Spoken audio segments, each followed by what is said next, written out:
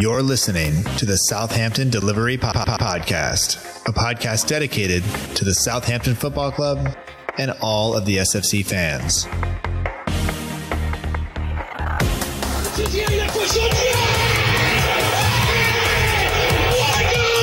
If you want to have guarantees, you have to buy a wash machine. Fonte with a scooping header. We don't lose a match, either we win or we learn. And today we learned. Подача, Остин все-таки забил. It's infield to Mane, 25 yards out. Lovely ball for Bella. Onside, 1-0. Buffon shot. Oh my word. Unbelievable. We ran around the pitch like Bambi on ice. It was very, very embarrassing to watch. And now, your host, Matt Markstone. Hello and welcome to another episode of the Southampton Delivery Podcast, a podcast and newsletter dedicated to the Southampton Football Club and all of the SFC fans, and available right here on southamptondelivery.com. My name is Matt Markstone. I am the host of the show. No matter where you are, no matter how you may be listening, whether this is your first time or you've been here before, thanks for making the show part of your day. I hope that you enjoy it. I hope that you enjoyed your Christmas. I hope that you are enjoying your new year wherever you are. And I hope that you're enjoying Saints' current form. Saints are definitely in their best run of form all season. Maybe you could say even in recent seasons or recent months at least. And it finally seems like Ralph has figured out what he wants the team to do. And the team have figured out what Ralph wants them to do. And they are executing that almost each and every match. Of course, Saturday's performance against Crystal Palace could have gone a little bit better. We could have taken all 3 points, but we get out of there with a draw after beating Chelsea. Overall, I'm not sure we can complain. In fact, if you look back over December, it's been pretty lucrative for Saints in terms of points after averaging just 0.7 points per game over the first 13 weeks of the season. Saints have gotten almost 2 points a game since the end of November. So definitely things seem to be turning. Hopefully things continue to go well and we push on from here and continue that run of form, but we will see. And anyway, joining me this week to discuss this is Tom Murray. And if you have been listening in recent weeks, you'll know that we've had 3 Toms now in a row. So hopefully we're just going to keep this trend going. If your name is Tom and you listen to the show, get in touch with me via the website at southamptondelivery.com or find me on social media. We're at SFCDELL_IVERY. And as long as we keep winning, I will keep putting Toms on the show because I feel like there might be a connection there. But anyway, Tom, you can find him on Twitter at T214Murray. He is also one of the commentators for the Blind and Visually Impaired fans. He does that via Alan March Sport, and there is a link to that in the show notes if you are interested or you know somebody that may benefit from that service. So Tom joins me. He's been on the show before. It's always fun to talk to Tom, so I'm glad to have him back on the show. But anyway, let's jump into the episode now. I want to thank you once again for listening to the last episode of 2019. Hopefully, if you are not listening in 2019, hopefully it brings in your 2020 nicely.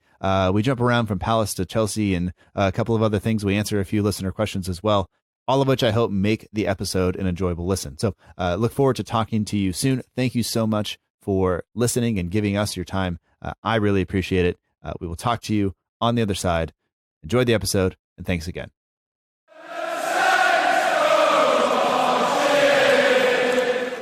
I'd like to welcome back to the Southampton Delivery Podcast, Tom Murray. You can find him on Twitter at T214Murray.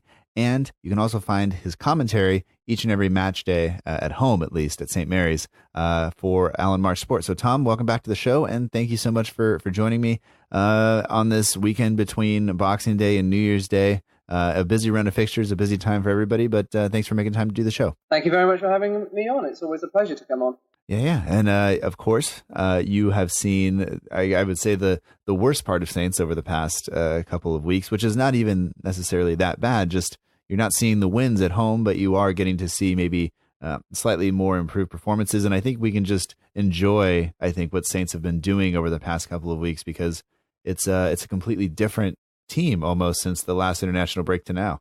Exactly. And, like you said, there's been a couple of games at home that have been annoying in terms of like the Everton game and the West Ham game. It's like matches that we thought we maybe start to pick up and then couldn't quite perform the same way that we've been doing away from home. Because away from home we've been fantastic, but we can't seem to quite replicate that type of performance at home. And it seems to be like a mental barrier that we need to get over. I mean, we did beat Watford and Norwich, but they are the 20th and 19th place teams. So they are teams at home that you really need to be winning. And we did get the 6 points, but if we want to get further up the table, we need to be beating the teams that are a little bit higher than us, a bit in and around us, like the types of teams such as Crystal Palace, who, to be fair, made life very difficult yesterday, and we did well to come away with the point. Almost snatched it at the end, but it's definitely been an improvement over the past few weeks. Yeah, and I think the team has been enjoyable to watch as well, especially the away performances, and I don't think many of us would have gone into Chelsea expecting to take something from it. We would have said if we get a draw away at Stamford Bridge and then beat Crystal Palace, we'll be happy. It happens the other way around, of course, and I think that once we beat Chelsea, or I guess if you just go into it with that mindset of just get 4 points from these two games, and then we do it, you'd be happy. But once we beat Chelsea, I think the expectation automatically rises for Crystal Palace, and you say, now we can go forth and do that. And unfortunately, it just didn't quite happen. But like you said, they didn't make life very difficult. Their XG was not anything to write home about. But we will discuss it a little bit. But before we do any of that, let's talk very briefly about you and Alan March Sport and all of that stuff for just people who don't know. Maybe they're new to the show, but what is Alan March Sport, and then what's the service they provide to fans at St. Mary's and that you take part in?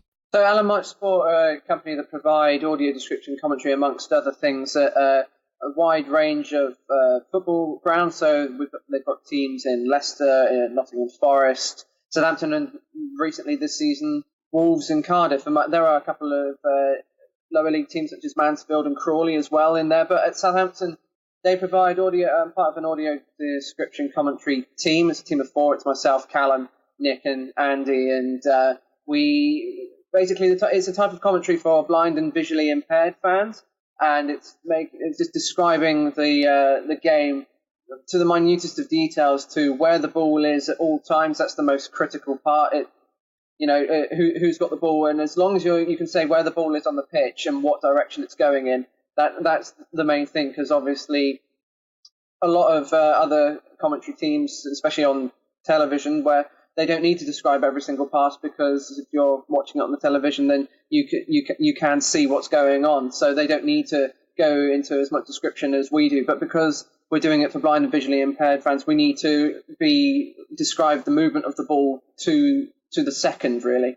So you and the team provide a very important kind of service for all of the fans who are blind and visually impaired, both that are Saints fans and for fans that are visiting the stadium. And you mentioned the other kind of places that have this service. So if Saints fans go away, they can also obtain that service at the away ground. And you're supposed to remain, I guess, fairly impartial, even though you are a Saints fan.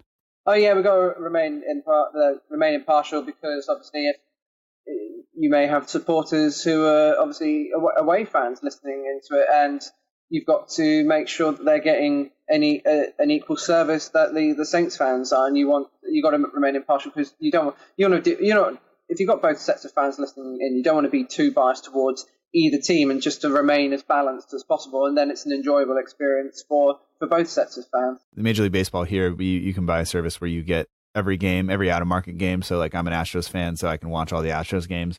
And then you have the choice usually of home or away broadcast feeds. And sometimes you switch over to the other one, and it's amazing. The level of, if you're local radio, so think of Adam, but just Adam not caring at all that people know what team he's supporting. There's no because some of these teams have their own kind of broadcast team, so you're hearing somebody actually employed by the team, and it's not even close. They're not even trying to remain impartial. So I applaud you for that, because there would be certain times where you would definitely want to cheer and want to say some things or call out other players.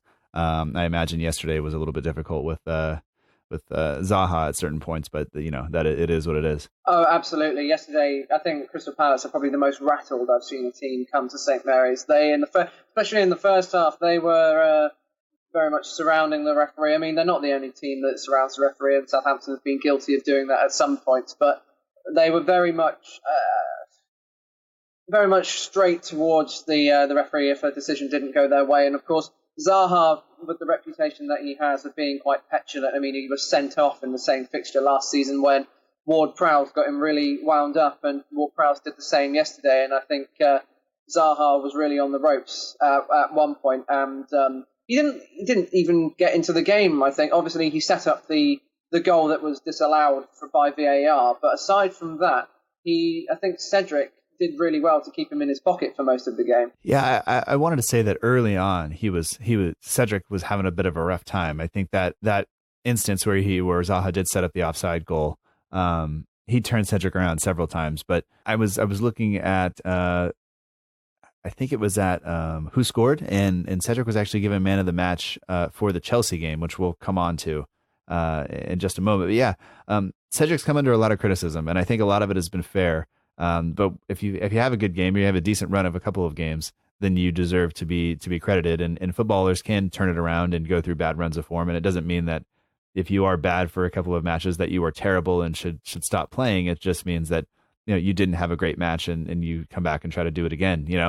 So I think that we have to, as fans, have to do that. But yeah, I thought he was okay yesterday. I wouldn't say he was great, but he was okay. Yeah, I think he's definitely had a mixed bag of performances over the past month or so. Against Chelsea, he was quite rightly very, very solid. He did very well against Chelsea. I think it was his best performance of the season. I mean, it was I think it was the best team performance of the season. So a lot of people really were eligible to get the man of the match award. I think Ward-Prowse ran something like 12 kilometres in that game. He's run the most in the Premier League this season, and he was fantastic, especially the moment that he managed to muscle Kante off the ball, which is no easy thing to do. That Kante is built like a house, and it's very difficult to knock him off the ball. But going back to Cedric, yeah, he's had some good performances recently, but there have been times where he's made some really odd decisions. I think it was either Watford or Norwich game where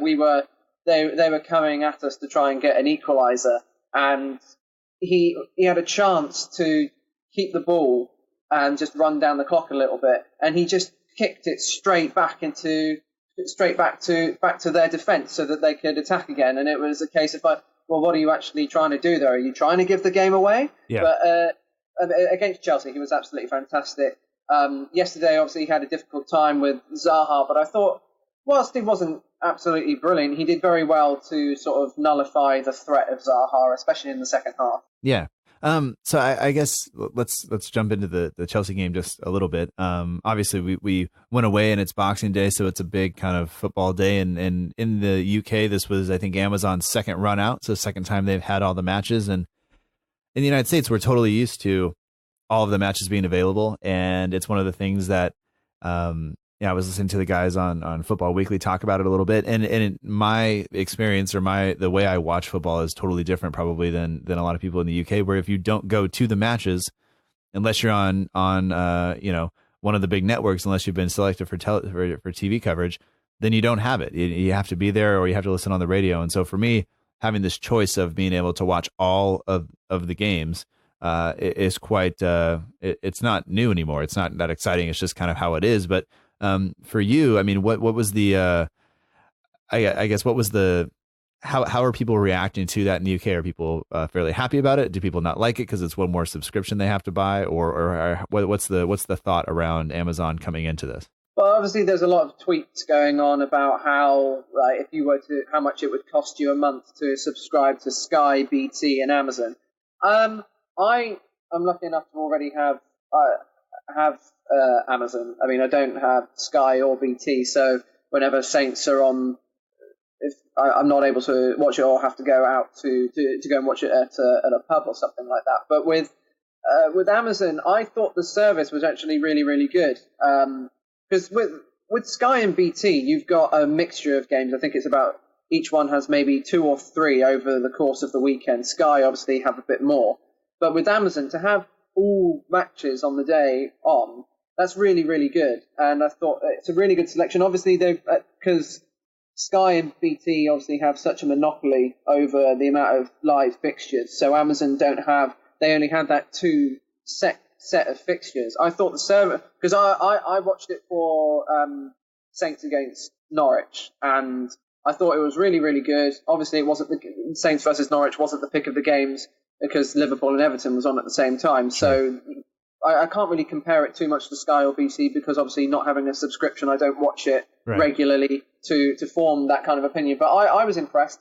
I think the cost of the subscription for Amazon Prime is actually not too bad. But obviously, if they're going to, we'll see how that price goes up if they get any more sets of fixtures for next season. Yeah, I'm sure it will increase, or they'll, I'm hoping they just don't separate it from actual Amazon Prime. They make it some Amazon Video only service, which would not be great because we have Amazon Prime as well, mostly because we order everything from there, from toilet paper and paper towels to Christmas presents, which all arrived on time, except for one, and it was broken when it got here. But that's okay. We've sorted that out with the carrier and everything else. So I think it's always interesting, and people want to get into football in terms of broadcasting because it is lucrative, but the contracts they pay out are also huge, and you wonder how this goes on in the future. But having that on Boxing Day, I know Boxing Day is something that we don't really celebrate here in the United States. It's not a thing that we have, but I know it's a big deal in the UK. So the fact that everybody's around and watching football, and the fact that it was just on all day meant either you could really enjoy it with your family or completely ignore them, and the choice was kind of up to you. So, but going into the match, I think we said earlier we wouldn't necessarily have predicted or thought that we would have got something from the game, or definitely not come out with a win. But if we could have gotten a point away, that would have been fine. Chelsea have been kind of in and out of form, hadn't played well. I don't think they had lost consecutive home matches since 2011, which I guess Frank Lampard was not happy to hear in his post-match press conference. So they come in and we, like you said, we think we put in the best team performance of the season without a doubt. Oh, completely. It was absolutely breathtaking. We completely nullified their attacking threat. And I can't remember who said it exactly, but there was a comment after the game which was Chelsea could have played until New Year's Day and they still wouldn't have scored because we were defending that well. And I went into the game, I think most Saints fans went into the game thinking, if we can just have a decent performance, maybe get them on the ropes for a little bit and, maybe try and nick a point if we can, but just stay in the game for as long as possible. To go to Stamford Bridge and to not just be in the game, but to really outplay Chelsea. There was...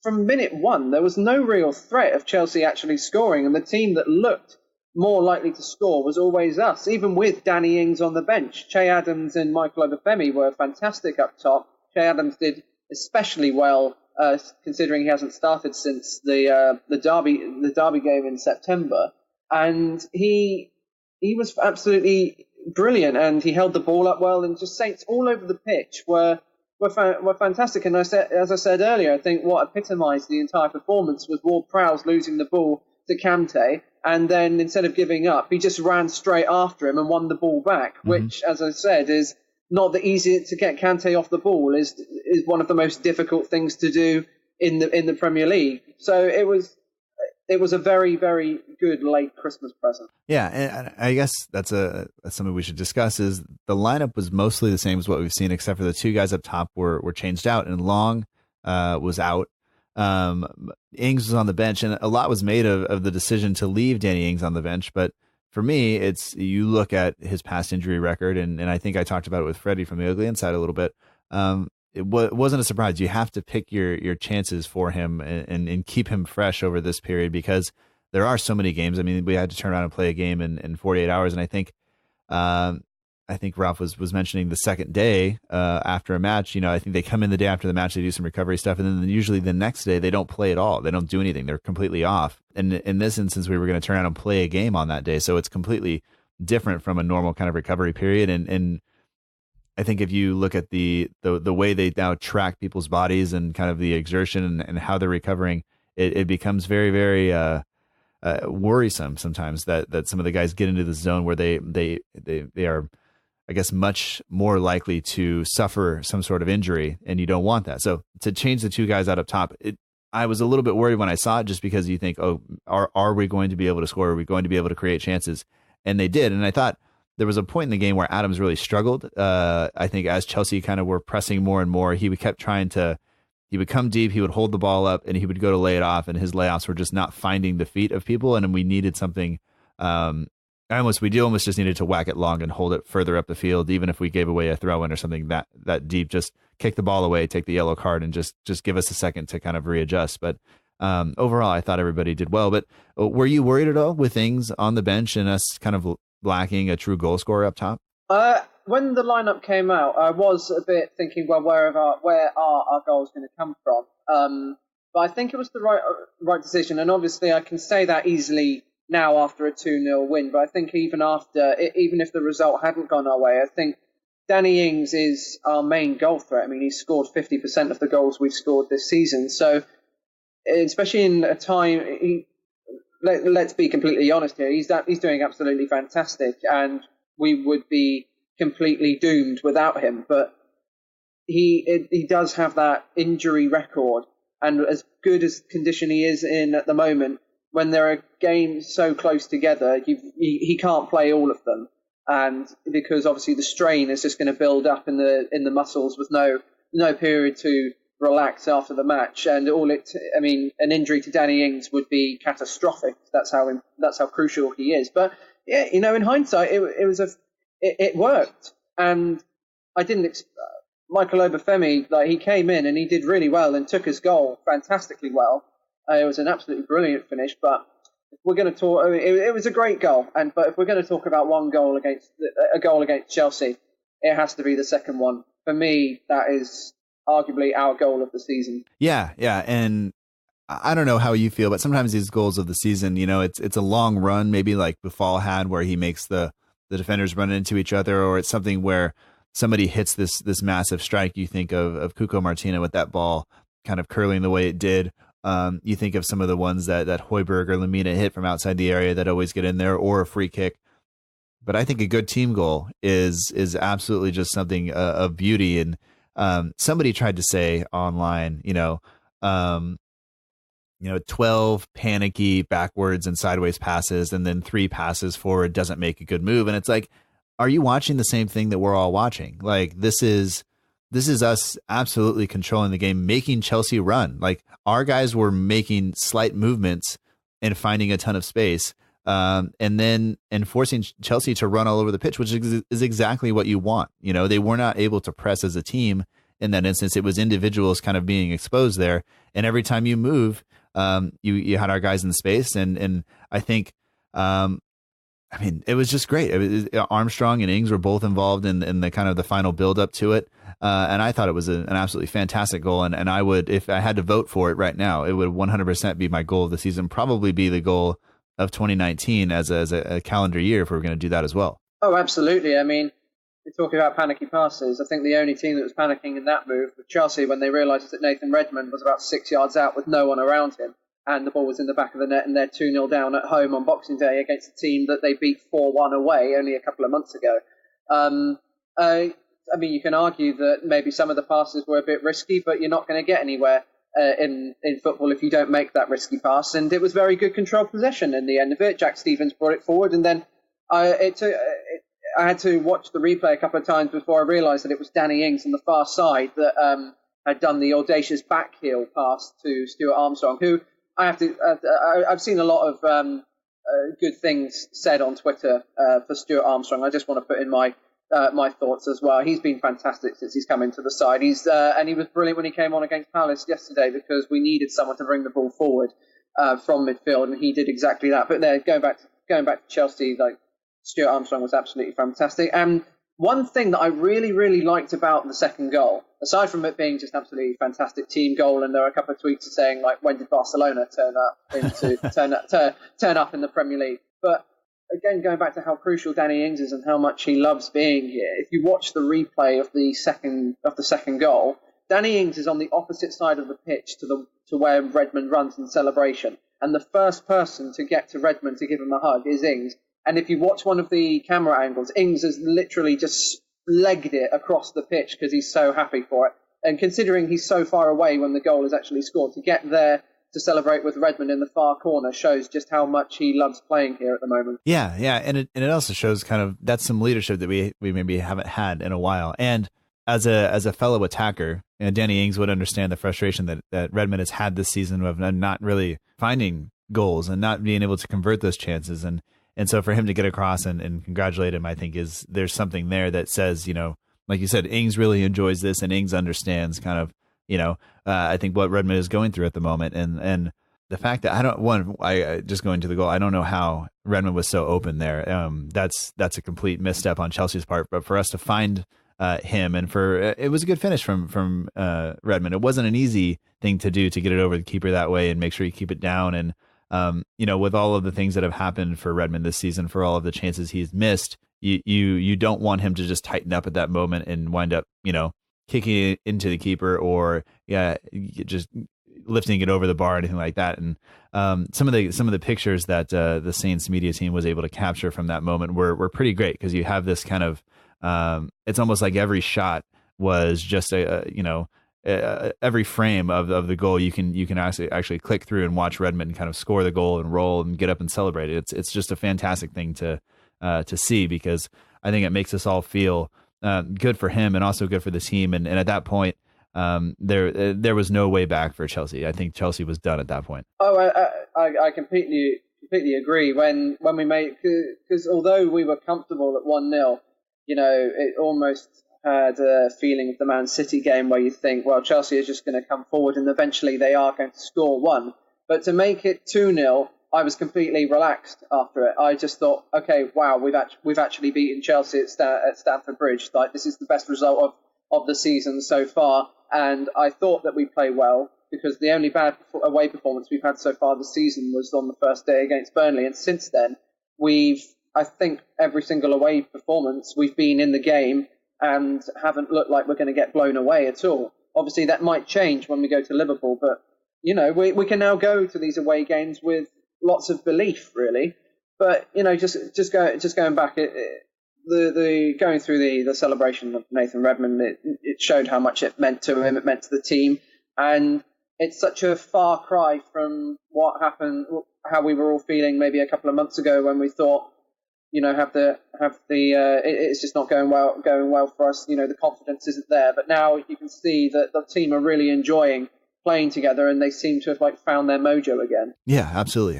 And I guess for me, if I'm trying to take away or find the big takeaway from it, I think that clean sheet that had been so elusive for so long, I think we finally got it. We hadn't had one since Sheffield United, something like 13 or 14 matches in between there.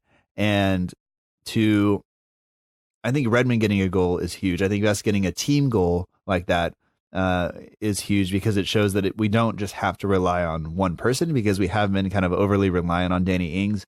And you worry, if something happens, can we do it? But having Redmond get a goal, I think, is important. But the clean sheet has to do so much for the team, and the clean sheet against a team like Chelsea, who have so many attacking options. And granted, they didn't set up in the most attacking of formations. They didn't put everybody out there and run at us maybe the way they could have, because I think they were looking ahead as well. They obviously are playing Arsenal as we speak, so that's a big deal for them. But this is I don't think you can take anything away from the team, and I think the clean sheet hopefully will be it'll give us more confidence going forward for the team, because we've struggled to keep that clean sheet for so long.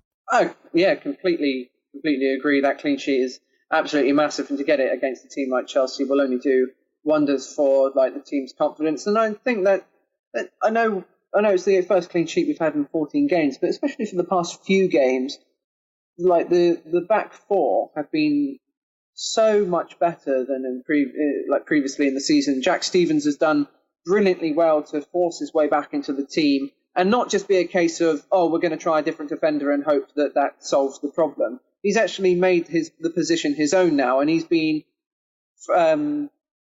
colossus in defence. I think I saw something on Twitter saying he's turned into prime Vidic, but I don't think we'll go that far. But he's been fantastic alongside Bednarik, and it was both against Chelsea and against Palace. I couldn't actually remember a header, an aerial battle that those two didn't win. They just won everything in the air. Albeit Crystal Palace don't have the largest strikers. I mean, Ayew and Zaha are not the tallest of players, but still to win everything in the air and against Chelsea to win it as well was absolutely fantastic. And let's also for the Villa game, let's just be clear. Like I think we would have got that clean sheet. I mean, it was an absolute wonder goal that Grealish scored, and there's not much you can do about it when someone volleys it from that distance into the top corner. I believe if that shot, as it probably would do 9 times out of 10, goes over the bar, Saints actually win the game about 4 or 5-0. That's the way the game was going. But because they did score, we obviously had to sit back and just make sure that we weren't going to throw away a 3-0 lead. So I think the defence can't really do much about a goal like that. Albeit they should have done better for the Palace goal yesterday. I mean, from a free kick that early on in the second half, you've got to be switched on, and Tompkins practically had a free header into the top corner, which he did. He took very, very well, but it was a disappointing way to concede. Yeah, absolutely. Just one more quick note on the Chelsea game, and we'll move on to Crystal Palace in full. Ward-Prowse had 3 times as many tackles as Conte did in that game. 9 tackles from James Ward-Prowse, all kinds of running, and a super impressive display from him. And I was really surprised moving into the Crystal Palace match that Ward-Prowse and Højbjerg both remained in the game as starters with just 48 hours to kind of get ready and prepare because of the running and of the effort they've been putting out. But once again, going into yesterday, they were great once again. Like there was I can't really complain about how they went out and performed.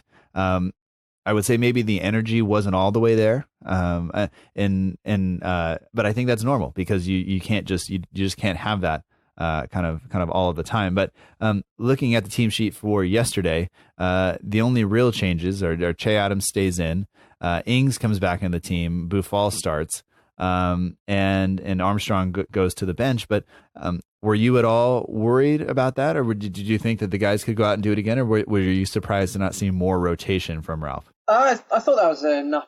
There was enough rotation in there in the starting lineup.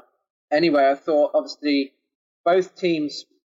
I think both it was all right because both teams would have been had to play 2 games in 48 hours, and Crystal Palace are down to the bare bones at the moment due to their injury crisis. I was actually when I was doing some research, one of their players on their bench didn't even have his profile picture on the Crystal Palace website because they're down to that thinner squad.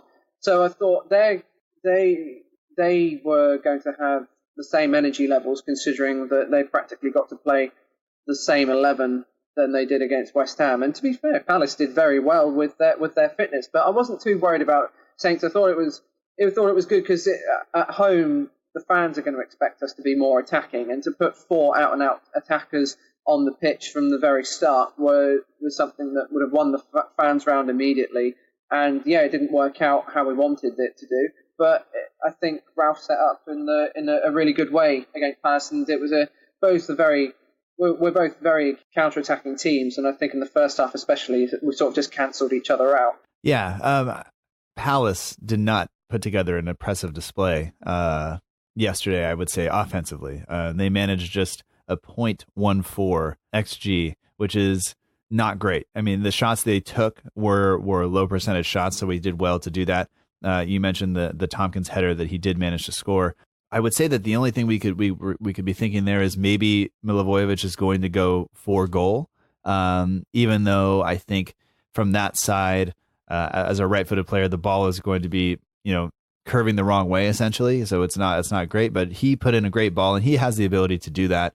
Crystal Palace hadn't scored from outside the box at all this season, so for him to clip it in there. And for Tompkins, I don't know how he got so open. I want to say it was Stevens maybe that didn't have him, or whoever just didn't get to the ball, and he puts it in the corner.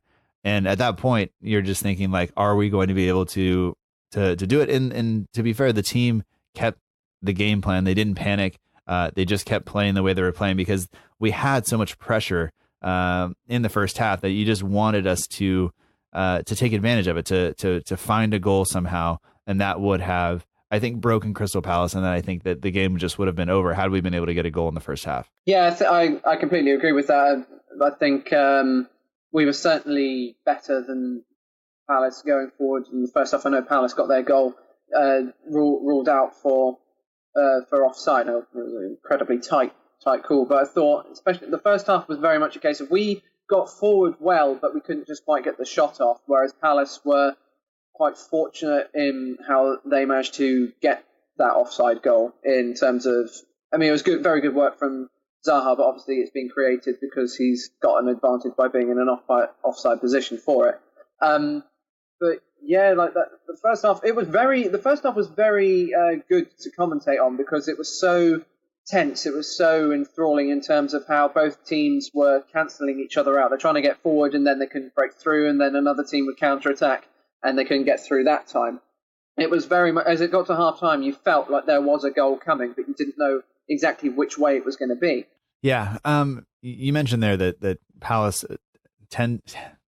you mentioned there that Palace tended to attack down their left side, which means that they're attacking Cedric. And that is always going to be a little bit of a worry. You mentioned you thought he played fairly well. He came off of a great game for Chelsea, and he's coming up against a difficult player to play against. Zaha has the ability to be really, really great on his day, but can be riled up, and I think did get riled up a little bit from time to time. And you could have seen him, or maybe Milivojevic, or perhaps even Tompkins getting sent off at certain points because they were or McCarthy as well. They were just so animated and so frustrated with how things were going because it seemed like every time they tried to get something to go and they couldn't, and we had the majority of possession. We were kind of dictating play, and they were playing on the counter, and then their counter was basically get it to Ayew and get it out to Zaha, and hopefully we can score. And Zaha is their most creative player. He had a decent game, I guess. Even though I would say that Cedric played fairly well for the most part to keep him quiet, especially because Buffal doesn't offer necessarily all of the defensive cover that you would have hoped at times. But Buffal did a lot of other things that were really great yesterday, so I wouldn't fault him for his play at all. Not at all. I think going back to what you said first about them getting riled up, Callum and I said at half time that we thought it was only a matter of time before one of them got sent off, especially Milivojevic. Like he was very lucky to actually stay on the pitch because he did back chat to the referee quite a few times, especially after getting booked. And it did make for a really funny atmosphere because you got the Crystal Palace fans were booing Ward-Prowse because he was trying to rile Zaha up, and then the Saints fans booing Zaha and the rest of the Crystal Palace players because, especially Zaha, just because they were getting so petulant and just lashing out and just surrounding the referee at all times. It was quite funny to watch a team get so frustrated. But yeah, Cedric, I thought did well considering that, like you said, Buffal doesn't quite get back all the time, so he's up against Zaha. But I think the lack of Van Aanholt for Crystal Palace sort of nullified the threat of Zaha because those two work so well down the left side. And Riedewald, who came in for Van Aanholt, it doesn't have really the Premier League experience or the sort of the chemistry between himself and Zaha for them to be that much of a threat down the left, because Zaha has to do it all by himself and Riedewald doesn't have the sort of like the tactical nous to try and do the underlapping or the overlapping runs in behind. So in that way, in that sense, Saints were very fortunate that Van Aanholt wasn't playing. But Saints did very well, I think, to nullify the threat of Zaha. There was only one time in the second half where I think he went on a run, and in the end he couldn't even get a shot off. So if you're stopping Zaha from having a real shot all game, then you've obviously done pretty well. Yeah, absolutely. And I would say that going into halftime, some of the things that I was very happy with was the composure that we kept. We never kind of lost our temper. We never lost our way. It was a very kind of professional approach, and I thought the same against Chelsea. There was a very professional approach to it. It was business, and we didn't allow ourselves to be sucked into anything there. So I thought we controlled the game fairly well. The composure we had, and then our attack was fairly balanced. We were attacking kind of down the right, down the center, and down the left. Kind of the splits were about even. Whereas Palace, like we said, were going mostly down our right, so to Zaha at Cedric. And the only kind of issues I had there was that could potentially be exploited. We hadn't really created any chances, and we did look vulnerable kind of on the counterattack, even though Palace were, only had just really Zaha and Ayew up there to counter with. But we do always look vulnerable to that because players are good. Attacking players are good for other teams, and they're going to come up and try to do that. But going into halftime, we with 60-40 possession, we were dominating that. Really only 2 shots for either team, none on target, so not a great display there. But you would have looked at it and said the teams are fairly even, but I felt comfortable with how things were going, I think. And thought we maybe would have been able to do things, even though, like we said, we would have hoped that we could have taken advantage of that spell in there where between 30 and 45 minutes where Palace seemed to lose their heads a little bit. We just couldn't quite do it. So I don't know. Into the second half, I guess their goal, like we talked about already, was kind of poor. We would have hoped that we could have done better from that. But I guess, was there anything else in the first half that you would have wanted, or into the second half, changes that needed to be made, or anything? Or do you think the decision to kind of keep it as it is was good? And then I guess that we'll talk about the changes as they come when Ginevra comes on and things like that, and what that change looked like. But up until then, at halftime, anything that you thought needed to be changed, or just continue and then make the change in the second half sometime? I thought that we should try and get over the top a bit more in the second. That's the way we need to start it off in the second half, because towards the end of the first half, we tried to play it over the top a couple of times, and both times ended up in us getting a corner.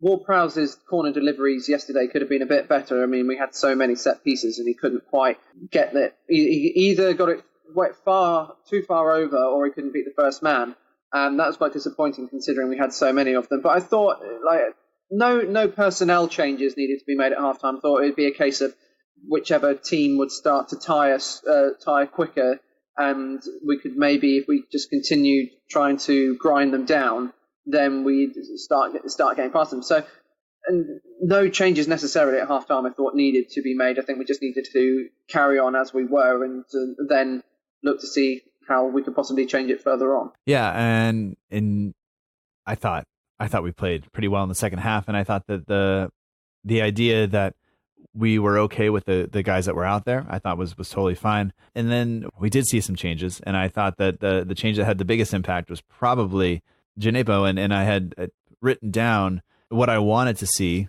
in terms of that. I thought Adams needed to come off, not for any reason other than he was struggling to find himself, and we've seen him and Ings play together before, and there hasn't always been the chemistry there. Maybe they're too similar. Maybe Adams just isn't used to playing, I don't want to say second fiddle, but playing second fiddle to a guy like Ings, and he can learn a lot from him, but it wasn't quite working. I thought Adams and Obafemi worked better together, and Ings and Long have worked better together than what we saw yesterday.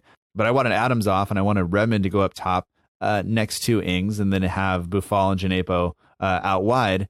And that is what happened, but only for a few minutes. And then Armstrong came on for Buffal. But I don't know. I thought that change to bring Ginevra on was probably the best thing we could have done. And his creativity and his just kind of, it's almost like whether it's naivety or whatever it is, like he just comes on and is not afraid to run at people. And there's all kinds of stuff. And I really wish that he would have been able to find the corner with that shot that wound up being a little bit down the middle after he, beat players and then cut inside. But I mean, for you, was the impact he had kind of evident from the very beginning, and was it noticeable by the home fans as well? Oh, absolutely. Like the first time he got the ball, he just put his head down and started running towards the Palace defence, which is, I think, we maybe lacked in the first half of someone to collect the ball and actively run. And to give credit to Palace, they stopped us from doing that.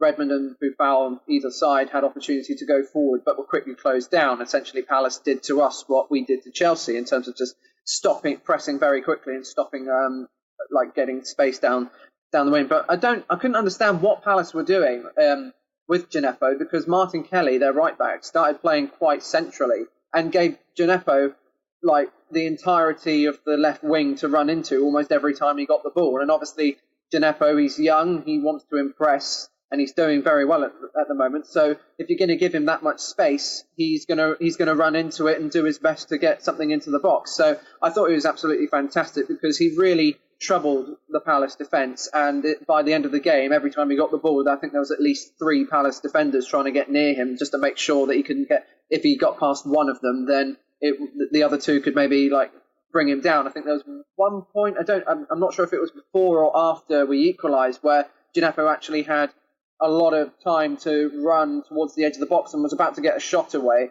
I think it was McCarthy or MacArthur. That was, those two. Having those 2 in midfield for commentary purposes yesterday was absolutely fantastic. Having a MacArthur and a McCarthy, that was brilliant. But I think he just no intent to get the ball. He just completely sized him down on the edge of the box because he knew that. That just epitomised how much Djenepo would change the game. Palace was scared of him. Yeah. That there were a couple of professional fouls from Palace yesterday that were frustrating as a team that was having to take them, especially because if you look at the one on Djenepo, that was deep into their area. It wasn't around the halfway line. It wasn't as soon as he picked up the ball. He was by people and we're just going to take him out. And the one thing I would say about Djenepo is he tends to roll forever, and I'm just worried he's going to get hurt at one of these somersaults that he's doing as he gets fouled. But that foul, the commentator here was very much he would have wanted to see that some sort of sin bin type foul, like something between a red and a yellow. And I don't know. I think we get away with that stuff. But I think if you look at the places that we tend to foul people, it tends to be in the opposition half. It tends to be, as the team picks up the ball around the halfway line, you try to foul early rather than allow them to kind of break into your area to do that. But that foul from McCarthy, not something I wanted to see, but it does happen because Djenepo is just so lively, and it's very clear that there's something going to happen when he gets the ball, and I think that's what we needed. There needed to be that kind of injection of life into the game at that moment, because we weren't playing poorly, but we were kind of lacking that cutting edge, and I think he provided it yesterday. And unfortunately, it just couldn't get. We couldn't quite do enough to take home all 3 points. But our goal comes from not from a moment of individual brilliance, not from a full team a 15 pass sequence, but it does come from a very, very good moment of the team working together as well to press and forcing Crystal Palace into a mistake. Yeah, it was a very, very late Christmas present for Danny Ings, I think. But it came from Djenepo starting the press, and Kelly. I mean, Palace will be incredibly disappointed, because I thought at that before that back pass, I think Saints were still struggling to get any decent chance of getting back into the game, and I was from my position as the fan side of me was thinking that this is going to be another 1-0 win for an away team unless something drastically changes, or Palace are defending so resolutely, it's going to be a case of either an absolute wonder goal from 30 yards or a mistake. And we forced them into a mistake. And to be honest, Palace will be kicking themselves, because if there's one player you don't want to give the ball to about 16 yards from goal in a one-on-one situation with the goalkeeper in no man's land, it's Danny Ings at the moment. Yeah, absolutely. It is the absolute worst thing for the opposition is to hand him that. And Ings took it first time. There was that was basically finishing practice at training, right? Like, this is, you take a touch, you pass it off. Ings is able to come in and just side foot it into the net. And there was never any doubt when he was on it that he was going to score. And I guess it's, once again, Danny Ings being in the right place at the right time, the team working to kind of create that chance, even though we didn't actually touch the ball until he scored. But I mean, once again, just a good display from the team, I think, and then a good display from Ings. And then, unfortunately, we just couldn't go and finish the game off, I guess, because we would have wanted to be able to take all 3 points, of course, which is what you try to do every game. But I don't know, we just couldn't quite do it. I guess we did miss something in the first half where the other chance, I think the clearest chance we had, even though it wasn't great, was Bednarak at the back post from a set piece, and he gets free and just can't quite keep his shot down. But I think other than that would have been the other kind of the best chance we had to score all game. Yeah, he put it over the bar, and I was commentating on that chance at that time, and I was saying, well, the ball's bounced up. It's quite a difficult one for him, maybe he didn't expect it, whereas Callum just turned around and said, I've got to call it how it is, and he's missed an absolute sitter there.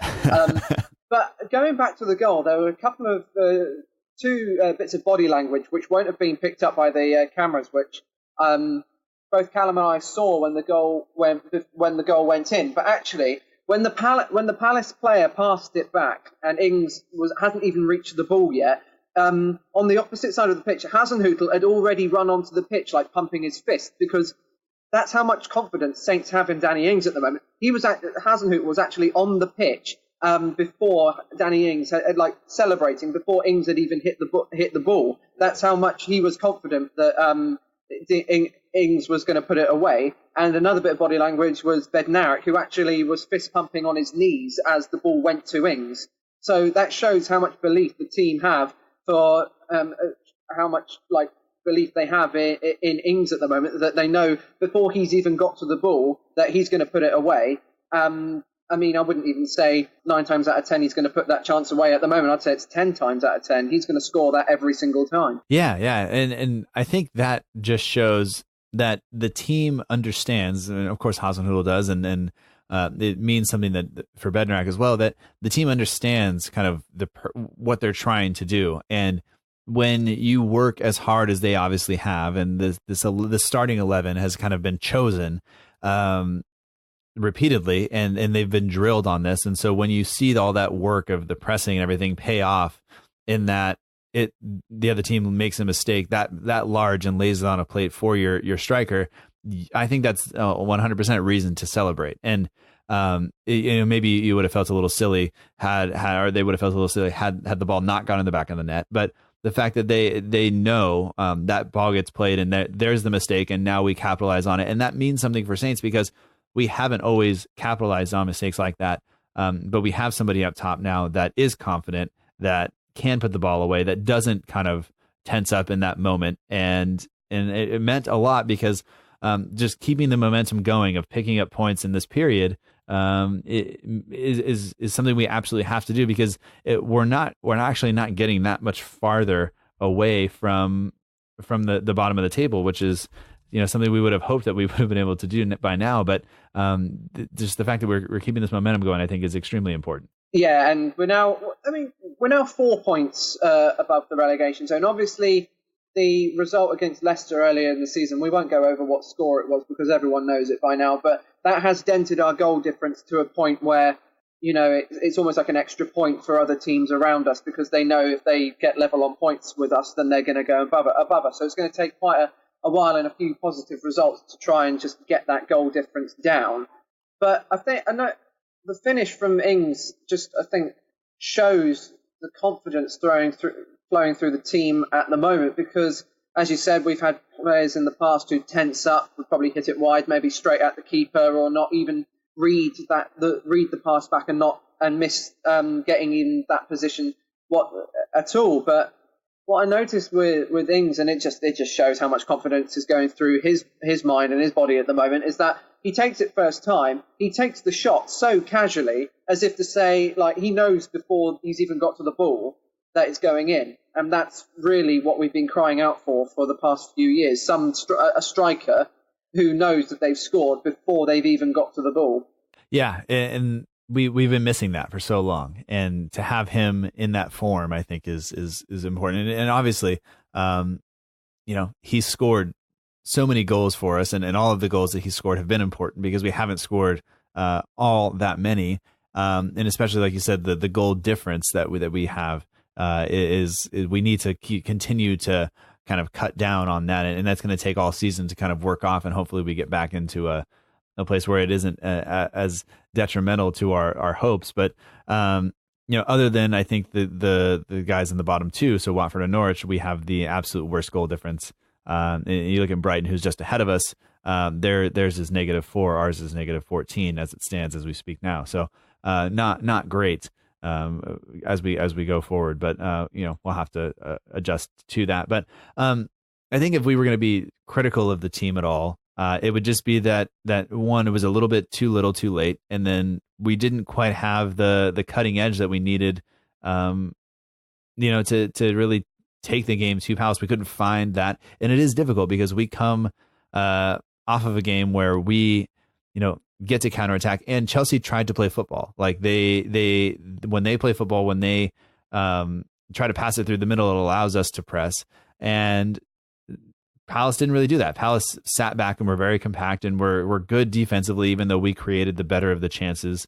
And I thought that for us to just stay patient and find a way through and force them to make a mistake and capitalize on it, to get out with a point, I feel like we can be happy with that, I guess, but also that Crystal Palace should feel very fortunate to have that. And had we not kind of had a moment of, just losing ourselves a little bit and not quite staying up to it on a set piece, then we would have walked out 1-0 winners, and that would have been fine, and we would have been on this, kept this incredible run going. But I think it's still a pretty good run of form for us, and I think we should be kind of happy with how things are going.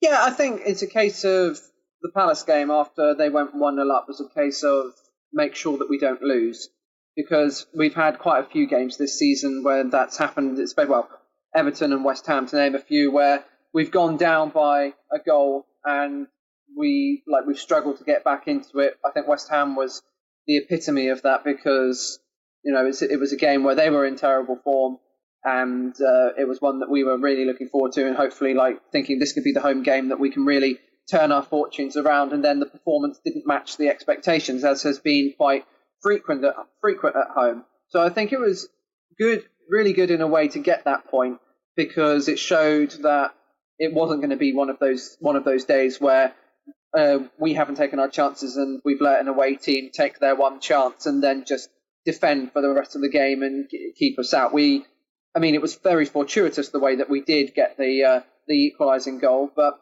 no Saints fan is going to complain, and I'm sure Danny Ings is going to be. I think Martin Kelly must have had Danny Ings as his secret Santa, because that pass was an absolute gift to him. But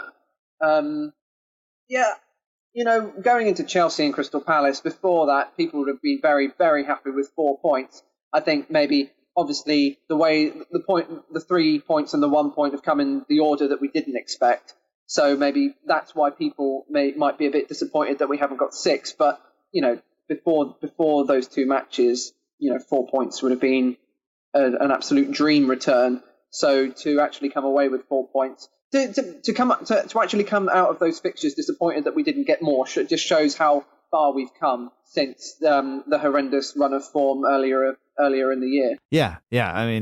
Without this run of form that we've had recently, things would not be going well at all. And since going into those matches where we talked about how important it was going to be playing the two teams below us in Watford and Norwich, and then kind of that run up until now.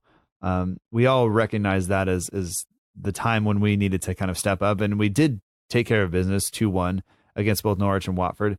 So that goes from the last game of November until now, only 2 losses, 4 wins and a draw.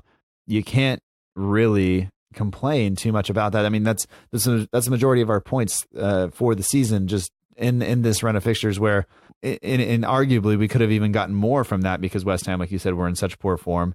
We could have taken all 3 points against Crystal Palace yesterday. But really, you look at it and say, look, this is the best the team has played all season, and it finally looks, and it maybe even beyond that, it's the best the team has played, I think, in several seasons over a consistent run of games. Even though it hasn't always been 90 minutes of scintillating football, the team has been, I guess, mostly enjoyable to watch.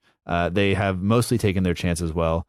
We've made a few mistakes, but that's always going to happen. And I think that the team is going and trending in the right direction, I think. I think what we really are now, and I really hope that it's not sort of like a purple patch of just doing really well, and then we're going to go back to how we were in the beginning of the season. I don't think that's how things are going to happen. But I think for the past couple of seasons, I think this is the most dangerous we've looked as a team going forward. Against Pellegrino, there was never really much of an attacking threat from us. It was a case of we'll pass the ball slowly around and maybe try and hopefully get a goal. Against Mark Hughes, it started off maybe a bit more attacking, but then went into a team that didn't really have an identity. For the first time since Koeman, Claude Puel did, we even struggled to score goals under him, but now, I know we haven't scored a huge amount of goals this season, but we actually look like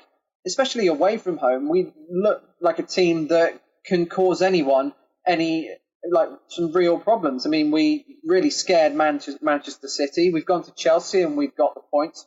We've gone to a relegation rival in Aston Villa and torn them apart. And if that Grealish goal doesn't go in, it could end up 4 or 5-0. We now look like a team that can really who are really dangerous on the attack. And I know that's down to one man at the moment, but we've got the players coming into it who work so well off him. Shane Long and Ings work really well together because Ings is not a striker that's going to make the runs in behind. He's going to let Long get in behind and then pick up the pieces should Shane Long miss, which unfortunately is something that happens quite regularly. But for Danny Ings, he's not going to care because the rebound's going to fall to him. So I've said it quite a few times in the past minute, but we now look like a team who are actually really quite dangerous when we go forward. Yeah, we look dangerous going forward, and we look, I would say, a bit more resolute at the back. And we do have a question here from one of the patrons. Justin Woodward says, have Saints finally turned the corner? And you mentioned, is this just the purple patch? And he says, or is it a false dawn? And I think the signs are there that this may be something that we can start to look for. Like this is I think the way Saints will approach the rest of the season. And of course, we're going to go through patches in the schedule where things become more and more difficult. But I think you've seen us now go away to teams that we need to beat, that we should be beating, that are going to be relegation rivals, so to speak, and teams that we. I don't want to say that maybe in the past would be afraid of, but I was always an advocate of, I didn't trust our defense. I thought that we would have had to have changed and adapted our game plan to the teams we are playing always, which meant, more defenders and things like that against teams like Chelsea. And now I think we're at the point where we are not doing that. And I think that shows that, like you said, the identity is now there where, we can take and play our game, and maybe there's a slight tactical shift and people have slightly different assignments from game to game, but that formation and the movement and the pressing are going to be there game in and game out. And I think that is something that we very much need to recognize as, I guess, just the job that Ralph is doing, and the fact that he has finally kind of figured out this is the best we can do with the players we have. This is how we're going to approach the game. And to take that and apply that to teams when it works out against Chelsea the way it did, where we create about equal chances in terms of how great the chances were versus and then against Crystal Palace, where we created the much better of the chances, even though we only managed to score the single goal. I think you apply that. You don't change just because it doesn't work one game. You keep kind of focus, and it'll be interesting to see what we do against Spurs on Wednesday, because that will just once again be another chance for us to play at home against a big team that maybe is struggling a little bit, but I don't think we will adapt much to them. I think we'll see much the same team, and Spurs will be the ones I think that are playing with their formation, that they will try to decide what they are going to do. And I think I'm not scared of playing them. I don't think that we have anything to worry about going into these matches right now. I think as confident as we are that if we go and play our game, that other teams are going to have to worry about that. And that's something that feels good as a fan, because it hasn't always been that way.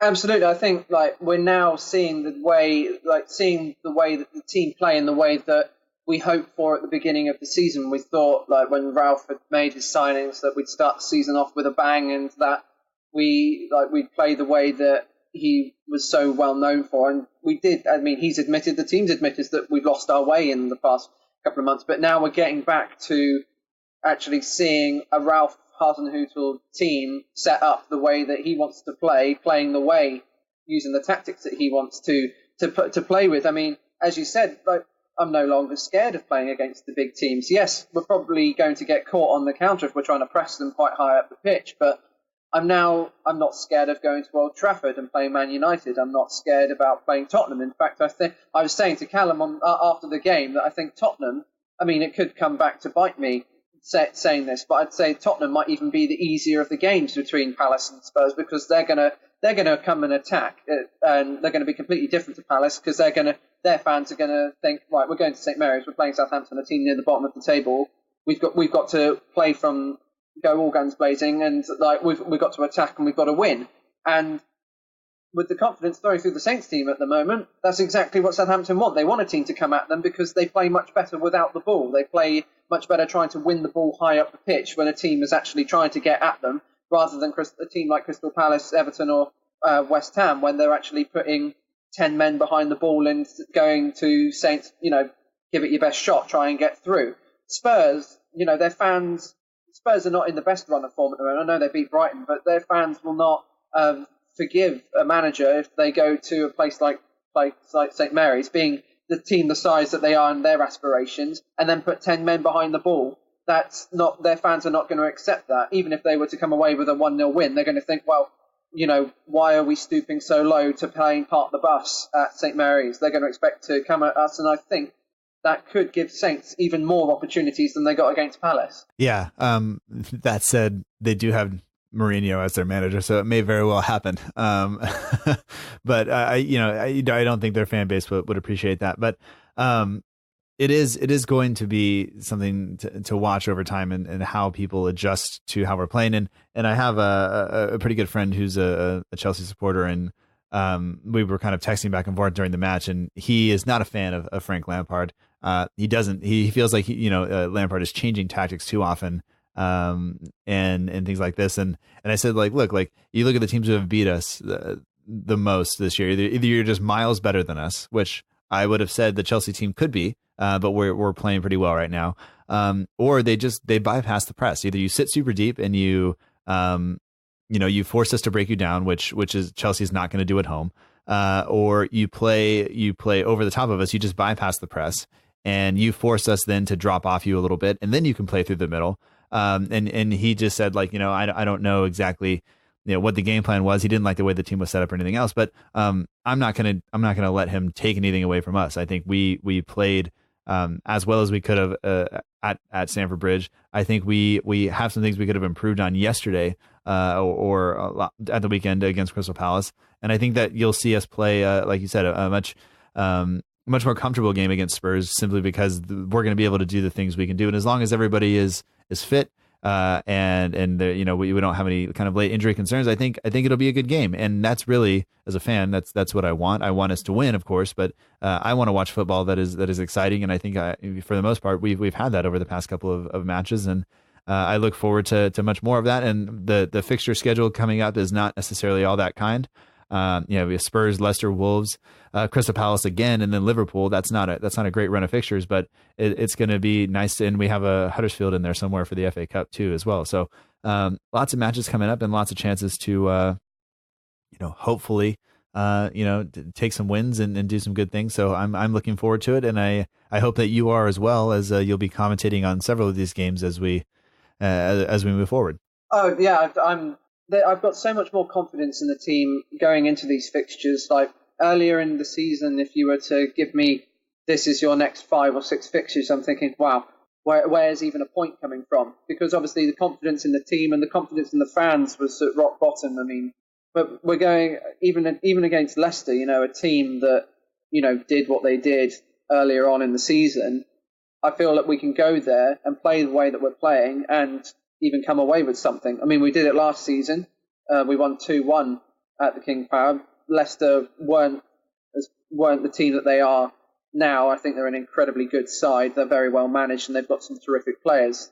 A lot of them are quite similar to the ones they did have last year, but have gone up another level. But I feel that we can go there and we still can get something. The only game out of those fixtures, the likes of Wolves, Leicester, and Liverpool, the only game I think that we're really going to struggle, and I'd put down as it'd be a miracle if we did get anything, is Liverpool. But then again, every other team in the Premier League are is going to think that if they go to Anfield, because Liverpool are just miles ahead of everybody else. But even against Liverpool, it will be very interesting to see what we can do, because the past couple of seasons we've gone to Liverpool and we've rolled over, and it's been, I think, 3-0 both times. I'm not quite sure, but this season, obviously, Liverpool are so good, it could be 3-0 again. But I think we'll be in the game for a bit longer against Liverpool. Yeah, I think that going to Liverpool is always nobody wants to do that right now, and that's totally fine.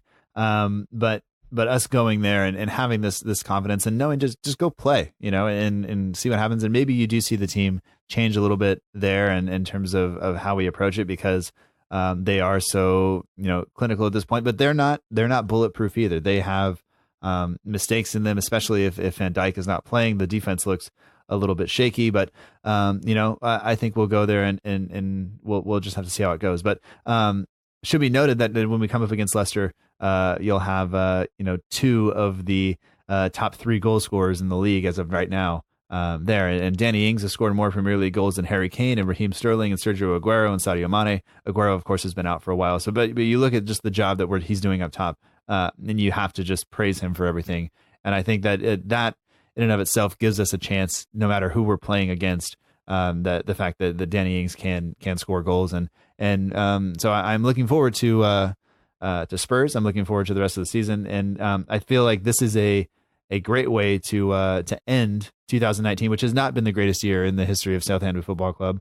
Probably not if you had to rank years of the decade, because this, of course, is the last kind of show of the decade. It's not necessarily it probably falls a little bit more towards the bottom. We've had some pretty rotten fixtures and seasons recently, but I think that we are at least heading in the right direction going into 2020, and hopefully the rest of the season continues on that kind of trajectory. It's not been the best year in terms of ending off a decade, and as rightly say, we've had so many good things going on this decade that it would be near the bottom. It's a year that's got to contend with like promotions, getting to cup finals, European football. I actually put a tweet about it yesterday, which got several bites from Portsmouth fans. I didn't even intend it to be like that. I was just stating what's happened in the past 10 years, but obviously they didn't take too kindly to me putting also a 4-0 win against Pompey. So that was actually quite funny to read some of those. But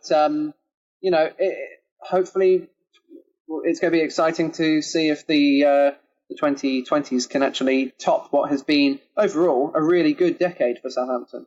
Yeah. I think that this is. Yeah, I think that this is the way that we would want to end it. There have been a lot of good things that have happened the last 10 years, and I'm thankful for all of it, because had the team not come up when they did at the right time, I guess, for a fan in the United States, then there's a chance that I never even get to see the team, or that I don't fall in love with the team if they're in the championship, because it just the coverage is not the same. The fact that in the United States they were pushing the Premier League so hard at that moment when Saints were kind of arriving, and then I love so many things about the club, but for me, from an outsider's perspective, being very objective, it was the academy system, it was the style of play under Pochettino that I kind of fell in love with, and then I quickly fell in love with Ronald Koeman as well, and just the speed and the efficiency with which we attacked and everything else, and then to have everything kind of hit just right for me to find this team, I think is fantastic. And whether you want to call it fate or you want to call it whatever else, I'm not gonna go there. But a lot of things had to happen, and this run in recent seasons has not been as fun. But we've had moments in there where, as you said, cup finals and European football and things like that. We've lost a lot of good players, but we've brought in others that I think are just as exciting. We see Djenepo, we see Ings, and we see some of these other guys. We've watched Redmond grow over recent seasons, and we've seen James Ward-Prowse maybe finally find a position. I don't want to jinx him by saying that, but I think we've seen a lot of good things over the past couple of seasons, or over the past decade, and even over the past couple of seasons. Even though I think it's marred or covered a little bit by the results and the low finishes and the kind of fall from the heights that we were at kind of earlier in the decade. But all of that said, nothing to complain about. And I want to say to you, thank you for joining me. We didn't mention at the top of the show, but this is the last show of the decade. This is almost now three solid years of doing the show. You would think I'd be better at it than I am, but oh well. But it means a lot to me to have guests like you come on the show and be willing to give up time in the middle of your day to do this.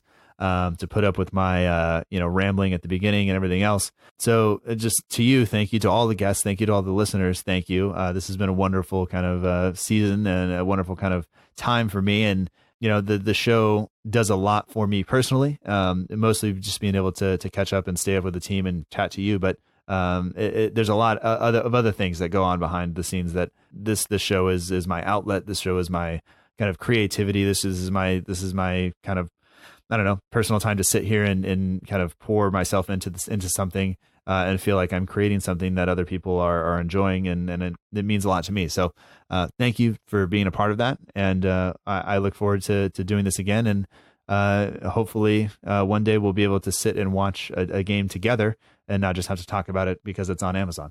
Oh, absolutely. Well, thank you very much for having me on. I'm very honored that I'm the last guest of the decade, and look forward to coming on again at some point during the next year or so. And just thank you very much for having me on, and we'll definitely have to watch a game together. All right, man. We'll talk to you soon, and have a safe and happy New Year, and hopefully New Year's Day is something we can celebrate. Absolutely, looking forward to it.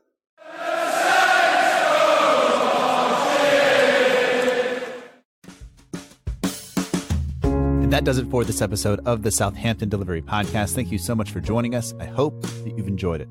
Special thanks this week goes out to Tom Murray. You can find him on Twitter at T214Murray. You can get his commentary at Alan March Sport. If you have any questions as to how that works or what that does, Alan March Sport can be contacted. And there's a link in the show notes that will take you to the special page on the Saints website, so you can get the information you need if anyone you know or maybe yourself is blind or visually impaired.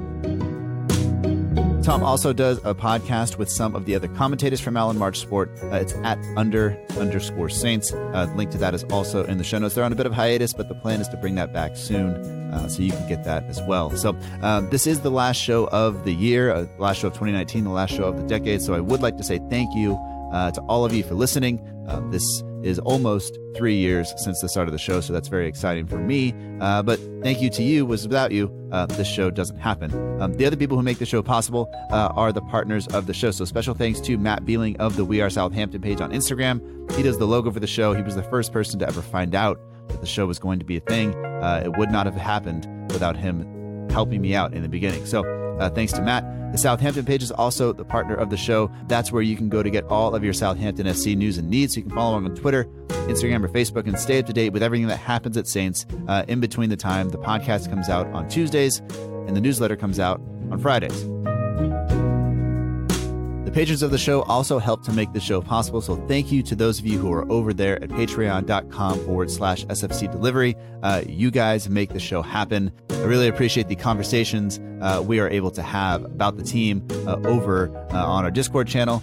And it's always a pleasure to be able to give you priority for having your questions answered on the show each and every week. All music for the show comes courtesy of the Free Music Archive at freemusicarchive.org. The intro song is Epic Song by Boxcat Games, and the end of show credits that you're listening to right now is Aim is True by Poddington Bear. You can subscribe to the show on iTunes, Stitcher, Acast, Google Play, TuneIn Radio, or wherever you get your podcasts. You can follow along on social media at SFCDELL_IVERY. We're also on Facebook at facebook.com/SFC Delivery. There's no underscore in the Facebook address. I know that's a lot, but if you are enjoying the show, please consider leaving a review on iTunes or wherever you listen. It really helps other people find out about the show. Thank you so much. We will be back next week. I hope you have a safe and happy New Year. And until next time, remember that together, we march on.